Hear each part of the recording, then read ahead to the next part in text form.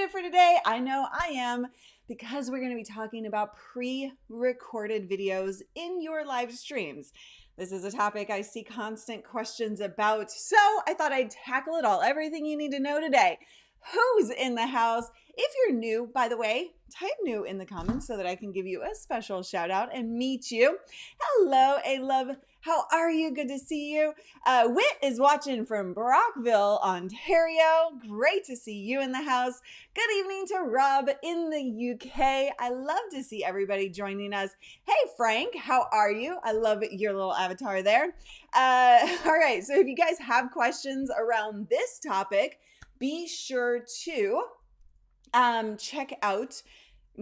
be sure to type Q in front of your question. We're going to get into the topic here in just a second and really dig in, but I just want to give you a couple rules. So first and foremost, we're going to stay kind of on topic for the majority of this show about pre-recorded videos. However, if we have time at the end of the show, we can tackle general questions as well.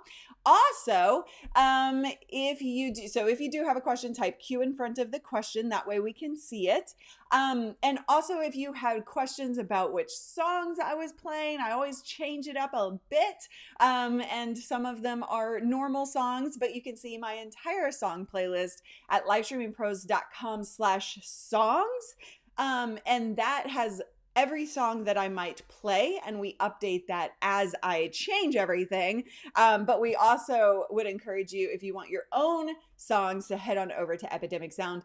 That's where I get all of my songs, and no song goes on my show without that. So if you were enjoying the countdown timer and hanging out with me while we get a little workout in, this is a great place to get songs for your own production. And speaking of production, I am actually using Ecam today. You can see everything that I'm running right here at livestreamingpros.com/GLN. Stands for Go Live Now. And you can get your own free trial right here at livestreamingpros.com/Ecam. However, today is going to be beneficial to you whether you use Ecam or not. So I want to make sure that you stick around for this whole thing. I love it. Rocket Queen says, semi-new. Jesse is reminding you all to hit the like button if you're excited about this topic, or if you like anything that we do. Hello, Dr. Elo. Good to see you. What? All right. So I see all of you in the house. Fairly new, Yoshi says. Hello, Mulane. It's nice to see you. Okay. Are you guys ready to dig into this topic? Give me a big yes in the comments. So today we're talking about pre-recorded videos in your live stream. This is an essential topic to understand the benefits, what you can do and what you cannot do. And I'll also give you a little tutorial on how to bring it in via Ecamm software, if that's a software you are using. So pre-recorded videos is the topic of today. Are you ready to get into it? I know I am. And if you are new around here, please do type new in the comments. If you are new, you don't know me. Hi, I'm Larry Petrucci, and I am from Live Streaming Pros, where I help you create professional live videos that are uniquely you. But this is the show that we do with Ecamm themselves, in partnership with them, because I love their software and it's a super beneficial software for you to use. We are live here every Thursday at 10 a.m. Pacific, helping you get more out of both Ecamm and your live productions in general. Welcome to the show.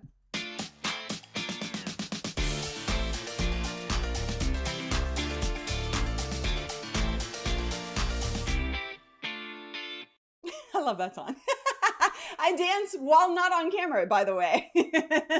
So today, obviously pre-recorded videos, that's the topic. I want you to understand what the benefits are of using a pre-recorded video in your live streams, but then we're also going to talk about what you can do and what you cannot do, and I'll give you a little tutorial as well. So in terms of the benefits itself, why would you want to use a recorded video inside of your live stream? Well, you just saw a benefit right then when I pressed the intro button on my Stream Deck. That is a little video that introduces you to the show. It's a consistent thing inside of this weekly show that we do for Go Live Now. That way you know you're in the right home, you're in the right spot, you kind of get to know it, you maybe jam out to it a little bit. It's a little intro. It doesn't take long, but it helps us identify the show and gives us a chance to get you in and comfortable and ready to rock and roll, right? So a benefit of recorded videos in live streams are things like that, intros and even outros. And if you are using an outro video, I'll actually show you here in a minute how you can go straight from an outro video to ending the broadcast so that you have a smooth transition out of your show. But also, a benefit of recorded videos is that you can tell stories, right? So let's say your topic of the day is mostly live, but you also have a beautiful testimonial from a customer, or you have a video that you did in the kitchen where you're cooking something and it took a while, so now it's edited down and it wouldn't be appropriate for live, but you still want to integrate that into your content live. Or maybe you have an out and about video that you recorded from a festival or an event. Not that we have events these days, but we'll get back there. Or anywhere out and about that you've pre-recorded, you've edited, and you really want to add to the content of your live stream. You can bring those into your production, and it helps engage the audience. It helps add a little bit more TV quality production to the mix, right?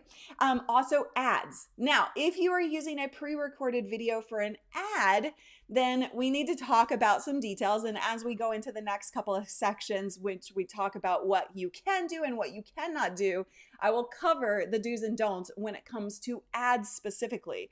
But if you have a sponsorship that you are running and there's a recorded video that you've taken the time or the sponsor themselves has given to you to play during the stream, that is also a big benefit, to give it a bit of a break and actually, thank your sponsors for the day. Now, I'm a big fan of host endorsements versus pre-recorded ads, but again, we'll talk about that in detail here in a second. So let's talk about when you can play a pre-recorded video. You can play pre-recorded videos pretty much anytime you want. There are a few exceptions which we'll get to. But any of the things that I just mentioned, those benefits, you can play those at any time during your live stream. So again, if you have intros, if you have segments that you want to bring in and add to the production value, or if you have an ad like I mentioned that you want to bring into. But when you cannot actually use pre-recorded videos, twofold. One, ads. So this does not affect YouTube. So if you're streaming on YouTube, this does not apply to you. If you are streaming on Facebook, this absolutely applies to you. So if you're streaming on Facebook, I want you to give me a big Facebook in the comments so that I know who's actually streaming on Facebook. Because if you have an ad, a pre-recorded ad video, sponsorship, advertisement of any kind, Facebook's terms of service for live streaming does not allow that in your production. So whether you're opening with an ad or whether it's in the middle of your content, that is a big, big no to Facebook. Again, YouTube doesn't matter. So we've got a ton of Facebook people who are streaming there, simulcasting. So if you're simulcasting, you need to prioritize the Facebook terms of service over YouTube just to make sure that you're not breaking terms of service with Facebook. Tons of you streaming on Facebook. So really want you to hear about this. You cannot run ads on Facebook. Why? Well, Facebook has their own ad platform that they're implementing and integrating into live streams.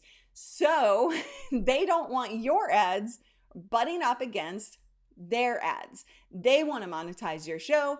And so that's something to be very, very aware of. Now, what's the alternative if you are streaming on Facebook, but you also want to run an ad? The alternative is what I mentioned before, host endorsements. So that would be something like what we talk like this. Ecam Live is basically sponsoring this episode, right? These weekly shows, they are my partner in this. Really, I call them a partner rather than a sponsor because it's a more integrated partnership rather than just a sponsorship. But I love Ecam so much that I'm constantly talking about them even outside of the Go Live Now show. Because, and so what you need to hear out of that is that I'm integrating that conversation into my content in an organic way. That is a host endorsement as opposed to an ad that's pre-recorded, right? So that's something that you need to think about, and you can do so much with integrated host endorsements and organic sponsorships that really speak well to your audience and don't feel like an ad. So because I'm always caring about the experience of the audience, it's so important to me for them to feel like it's a natural thing as opposed to, well, now let's thank our sponsor for the day, right? So anytime we work with a sponsor of any kind, it's very organic, and I try and integrate that into the content itself. So if you are facing the issue of, the ads, then try and just present it a little differently. Don't play an ad, and don't agree contractually with a sponsor to play a pre-recorded video on Facebook. Now, the second thing you cannot do in your live streams on Facebook or YouTube is act as if it's a live video when it's not. So a lot of people want to do this. They want to pre-record a video and then they want to play it live to take advantage of the algorithm. And that's a big no-no. Not only because it breaks terms of service, but if you are acting as if a live stream is live when in fact it is not, meaning you are not there to engage and answer comments and answer questions, etc., etc., if you are not there, you are breaking trust dramatically with your audience. And there are some big marketers out there who will actually do this, and it breaks my heart because as soon as I realized as a viewer that it wasn't live, guess what? I'm no longer tuning into their live streams because it's not live. So I'm not going to get any benefit out of it watching it live versus pre-recorded when I can speed that video up, right? Because I always watch things at like 2 times speed. I don't know. Does anybody else do that?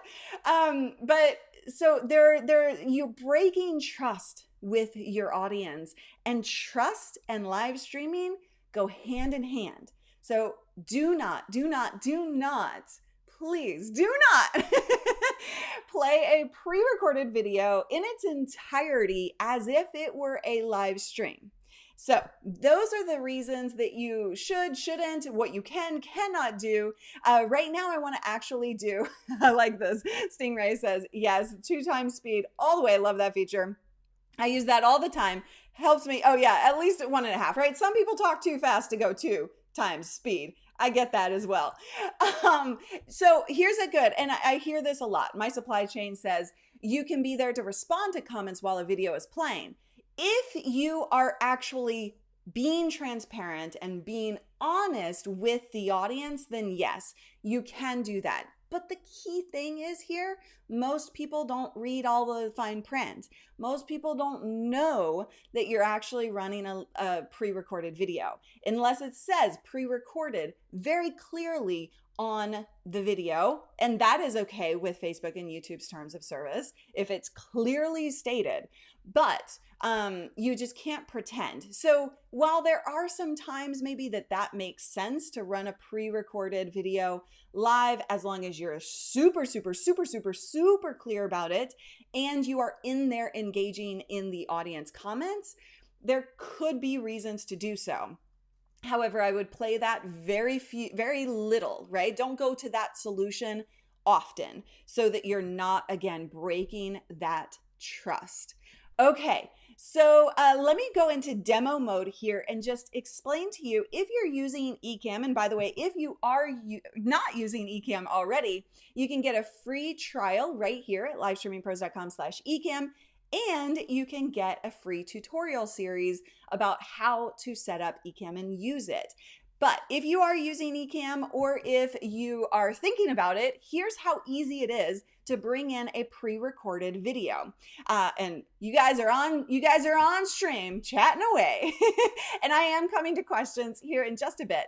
So when you have a video, then what I'm going to do is I'm just going to go randomly in here, and I'm going to create a new scene. So scenes is how, Ecamm works, where you can change back and forth between different assets, meaning a camera or a recorded video or a lower third or anything that you might want to show up on camera. Paul is saying, don't forget, a video like that, an advertisement can't have sound. Clarify that for me, Paul, what you mean by that as of terms of service. So we're going to create a new scene, and then we're going to name that scene. Okay. We're going to name it video. Oops, and I can't type. There we go. So you can see that I just created a new scene. Now, of course, we need to change the camera on this to my camera, but that doesn't really matter, because what we're really going to do is go into Finder, and I'm just going to literally click and drag the intro video here. I'm actually going to mute that movie file, but you see I dragged this video in here. You can also go into overlays and add a new animated overlay, and then it'll be a video. But what we want to do is get rid of this, unless you want your video in a pip style on top of your video, but most likely you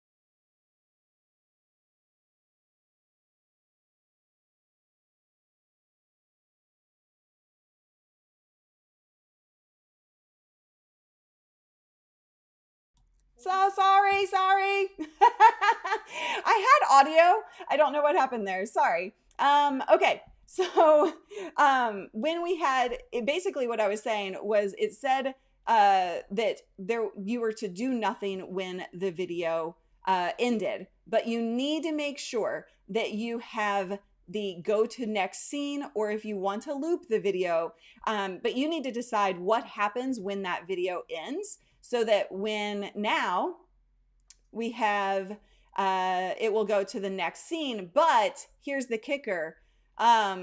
This next scene, if you notice, is not my main camera. It is actually a different camera. So if you're gonna have a video, then go into the next scene, what you need to do is make sure that that next scene is exactly what you want. In my case, it would be my main camera. Okay. Sorry, and then let me get there. Okay, so then we have the camera as the next scene in the line here, right? So, oops, see, that needs to be right there. It needs to be right under the video. So that's how you can control your video. How you get it in. It mutes it every time I play the video. That's why you guys weren't hearing it, because Ecamm is smart and they don't want you to actually be talking during a video, because most likely you don't want that. So that was my fault for not unmuting every time I played. All right, so then it goes to the main scene, and voila, we've got a great production flow there.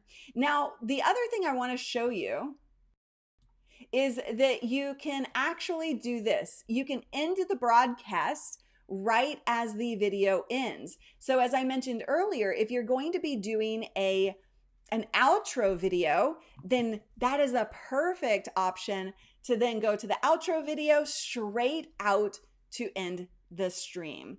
So you can totally do that as a perfect option to kind of smooth outro out of your stream.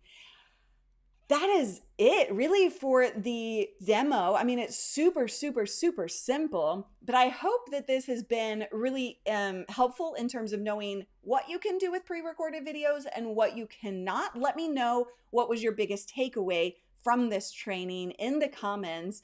Remember, we are going to Q&A for the live viewers, but if you're watching the replay, join us for the Q&A, join us for the live stream so you can participate in this conversation every Thursday at 10 a.m. Pacific for Go Live Now, a partnership with Ecam and Live Streaming Pros.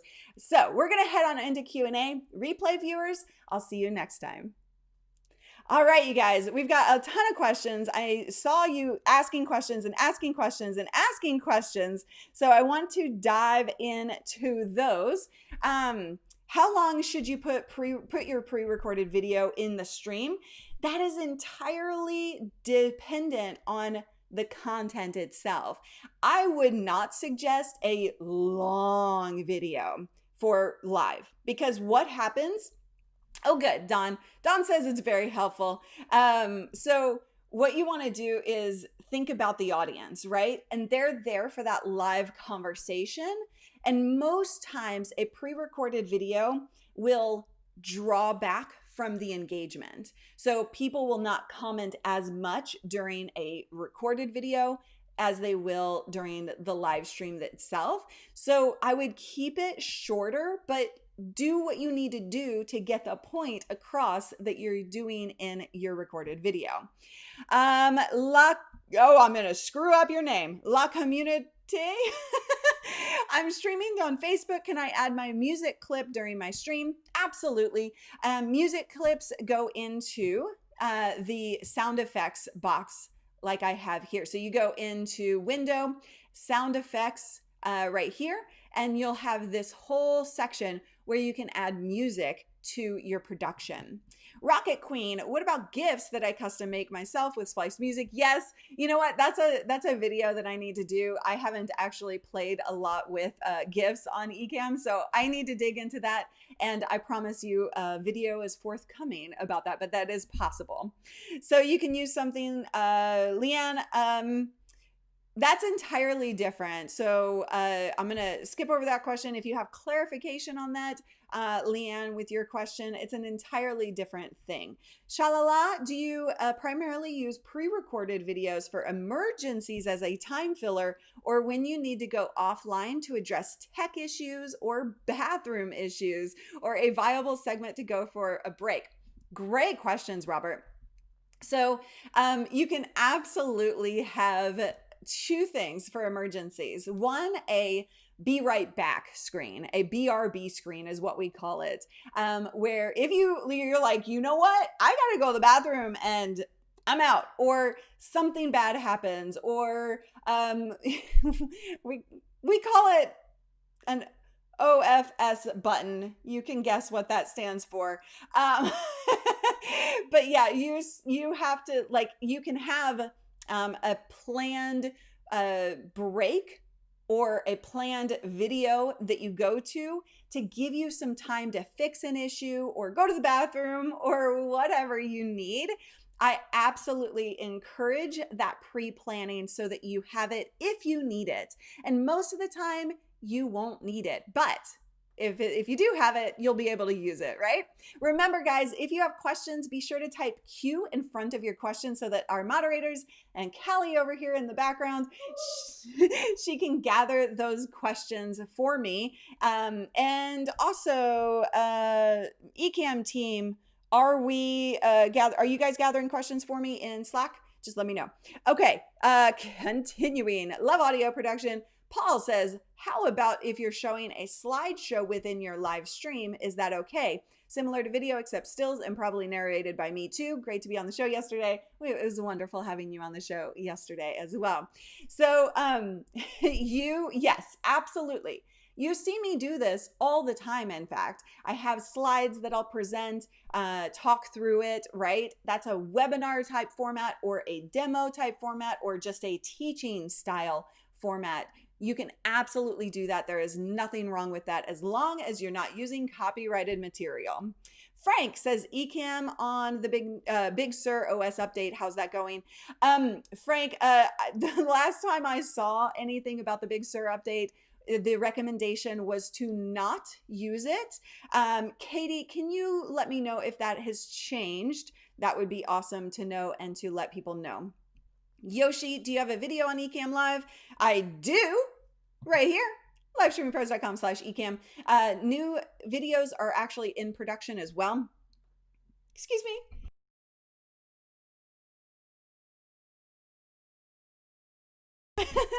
Sneeze button. All right. Going West Media, starting a stream with a couple of guys at a restaurant bar and likely to get a lot of background noise. Good affordable mic setup. So we have different mic setups for different purposes. Like the thing that you need to know about mics in an environment like that is that you need to either do one. It's really tough to do a single mic in an environment like that with a lot of background noise when all of you are talking. So the recommendation would be to have a mic per person and get it really close to you. Either use a lapel that's directional or, have more of a podcasting setup where you are like getting that audio super close to you. Stingray, can you share your screen live from your phone, tablet, remotely? Yes, absolutely. Actually, in fact, let me show you. We actually do this a lot around here. I use Ecamm. There are multiple ways to do so, but I'm not on my right network to do so. But yes, we do this a lot. Ecamm is how we do it, but there are other options as well.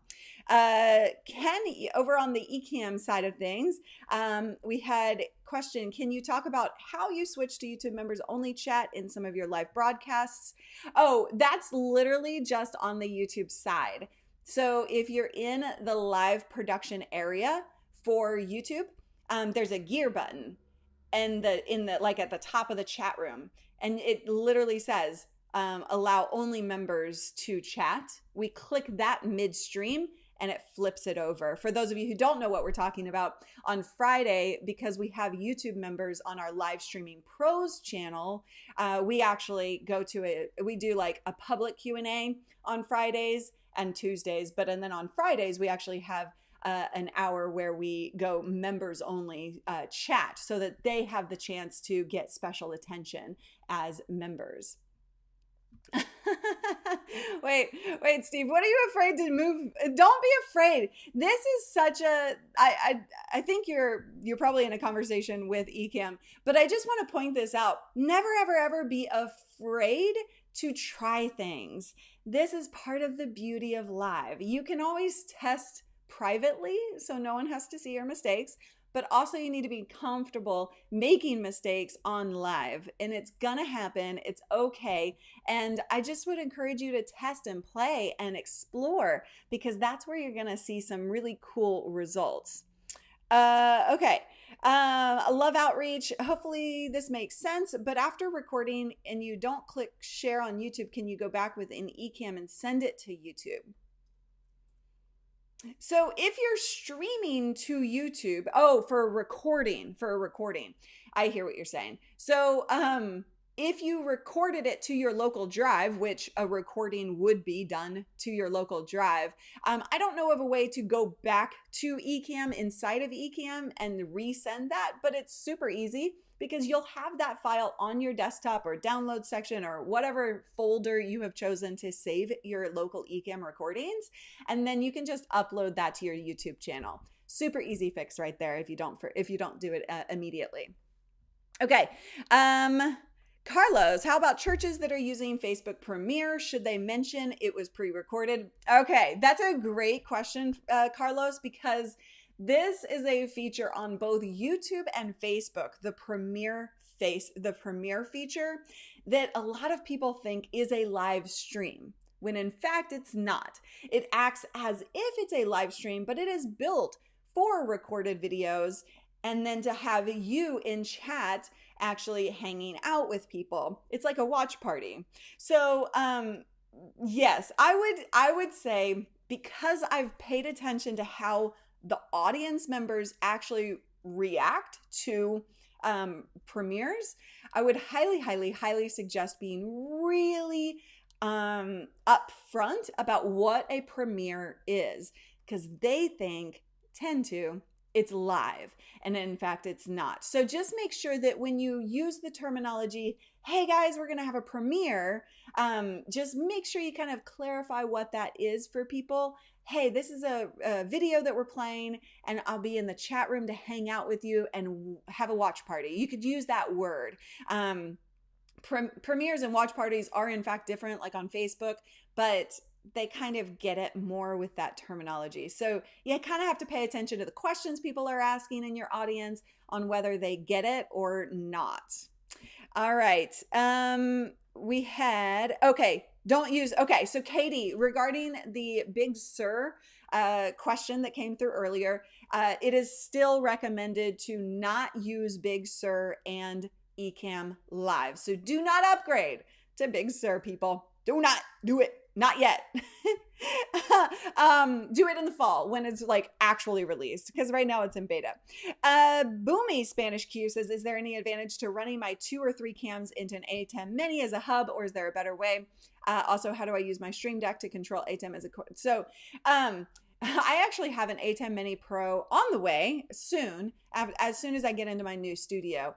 But here's the deal. It can be helpful to offload some of that CPU usage, but the Ecamm Mini itself doesn't give you the ability to see each and every camera source, so it's kind of awkward from that perspective. When you go to the Pro, you do get the ability to see each and every camera source individually, so that can be helpful. But right now, like, there are a lot of community members that actually use those devices and they love it. It's not our recommendation, but sometimes you got to do what you got to do. If your computer can't actually handle the CPU usage of multiple sources, then that could be a good option for you. Alrighty, let's keep moving. I'm looking for where I left off. Hold on. John Kovaleski, is there still a requirement that you include the phrase pre-recorded content on a video? Yes, exactly what I was saying earlier. If you are going to do a pre-recorded video in its entirety, not meaning like if it's integrated into your content and you are half live and then half pre-recorded, that's not a big deal because it's obvious at that point. If you're running an entire pre-recorded video and you're never showing up live, you absolutely want to put pre-recorded in the description and as a bug on the video itself. Is there a different drop video directly versus animated overlay? No, there's not. It's just multiple ways to get the video in. It's up to you, whatever is easiest for you. For me, I didn't want to go searching for it through the regular way of getting it in. So I just found it before the show so that it was all pre-done and easy, and you're not watching me search for intro video throughout my computer. So that was just a simple way to do it and pre-plan my production a little bit more. Melaine, how do I go live in Ecamm using a webcam Logitech? Super simple. All you do is plug in that USB camera into your Mac, and then Ecamm will automatically see that as a camera, and it will be seen in your camera sources. So let me show you here. Okay, so you have this switcher. You can choose what to see in your switcher right here and what not to see. So this is natively down here. So if I had another camera plugged in at the moment, it would be seen here. This is my phone camera that when I do demos there. So you can just unlock your scene to make changes.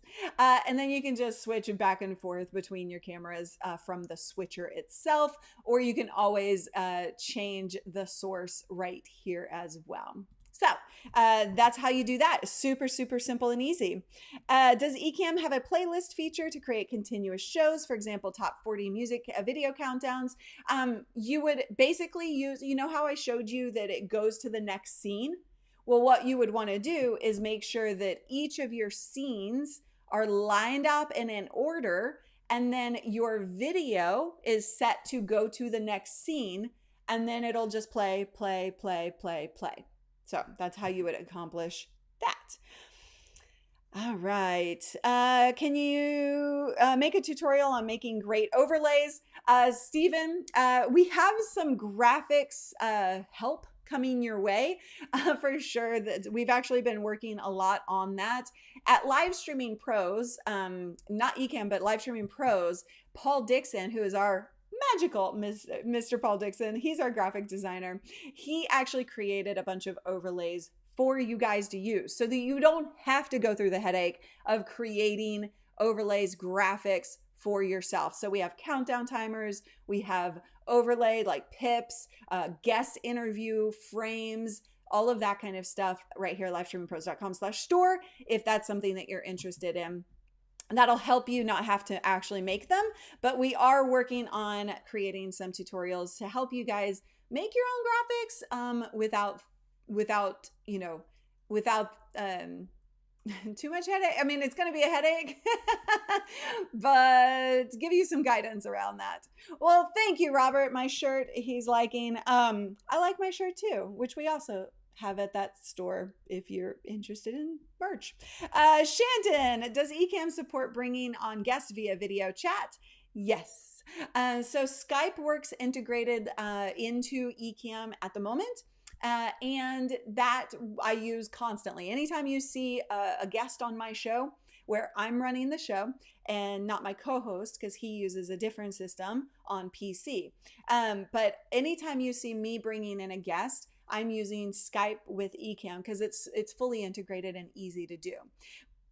They are working on an integrated system natively into Ecamm. That will be out soon, and I know everybody's going to be asking for a date, and I cannot give you a date just yet, but look for some information soon on that. Doug says, what about streaming my guests' YouTube music videos in my show?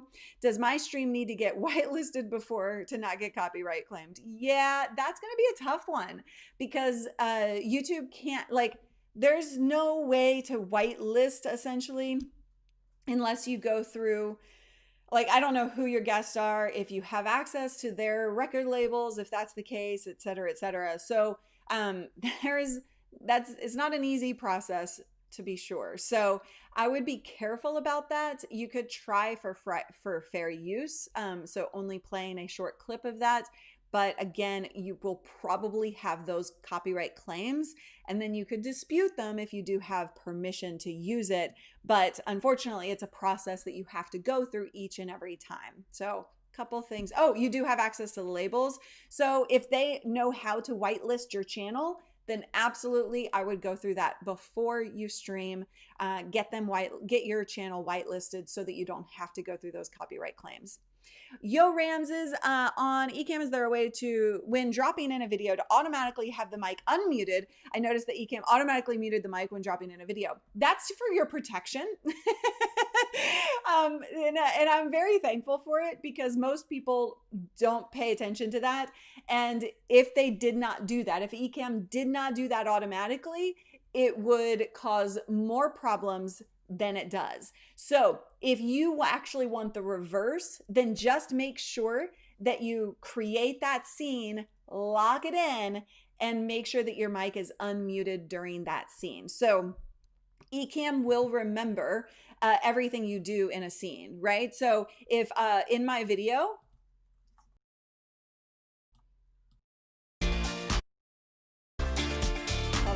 I don't know what I'm doing. Hold on just a second. I was clicking the wrong buttons there.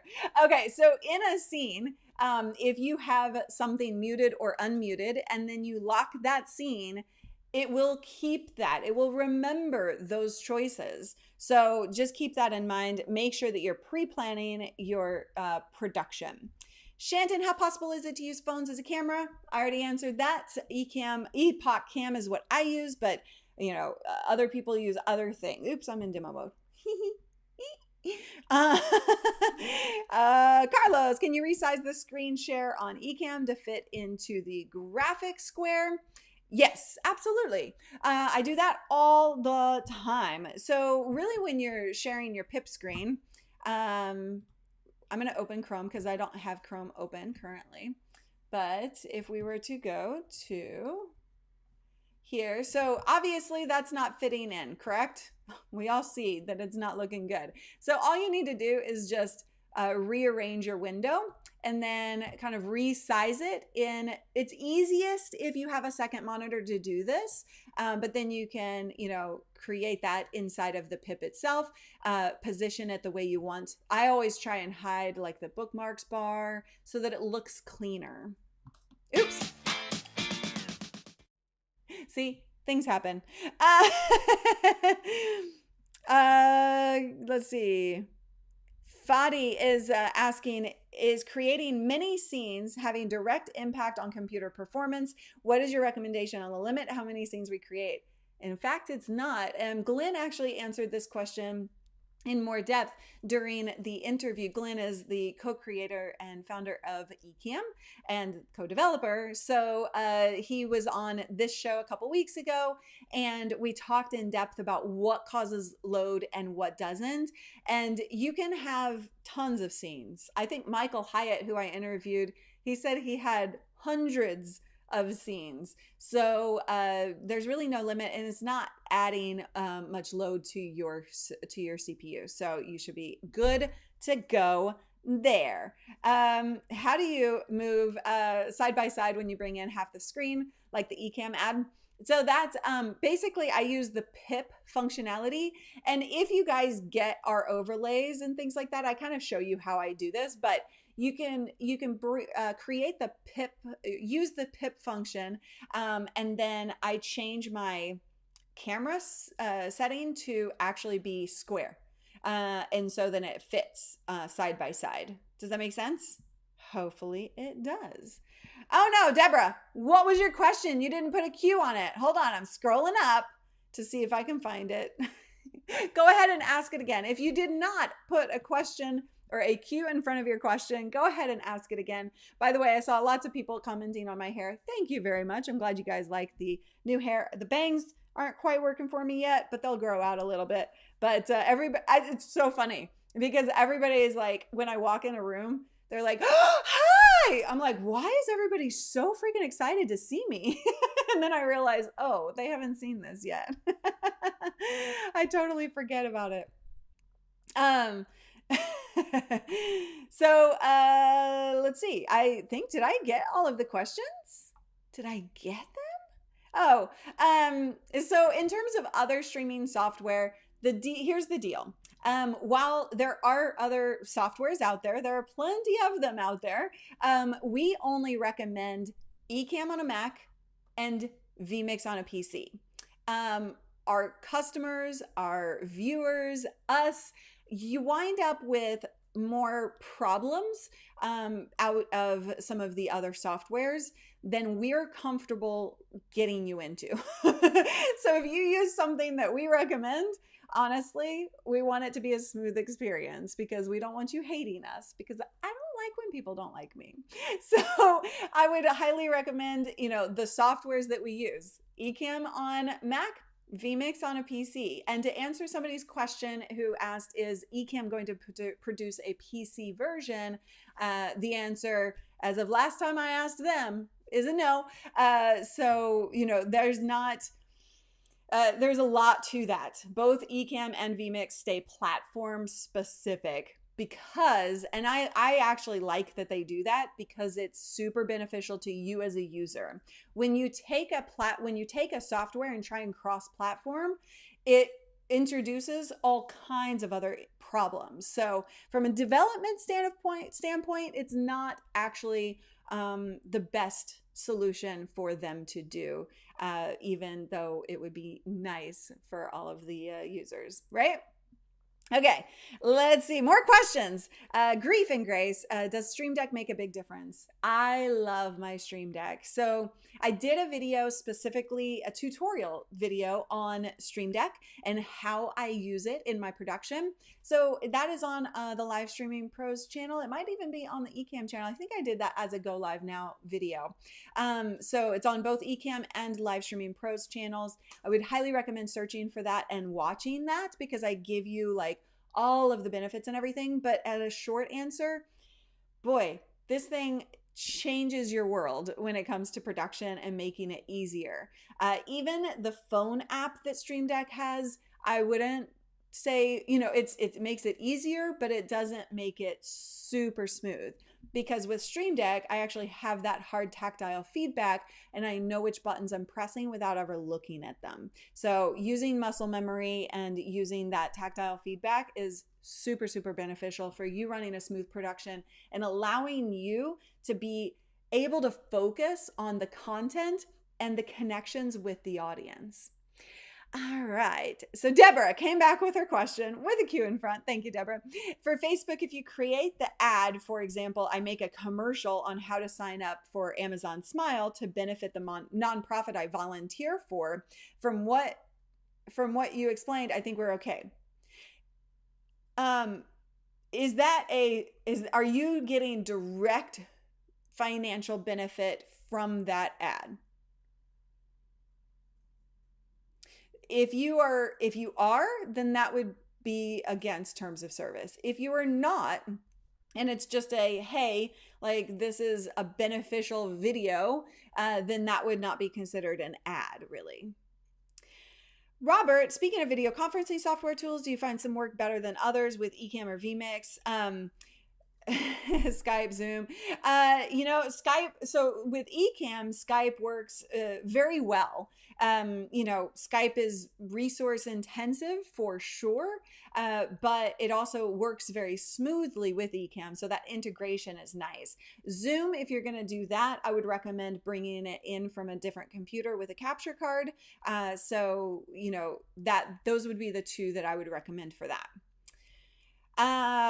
Karma, can you show me real quick how to get a Skype guest and yourself on the same screen as a screen share? We have videos that we've done on that.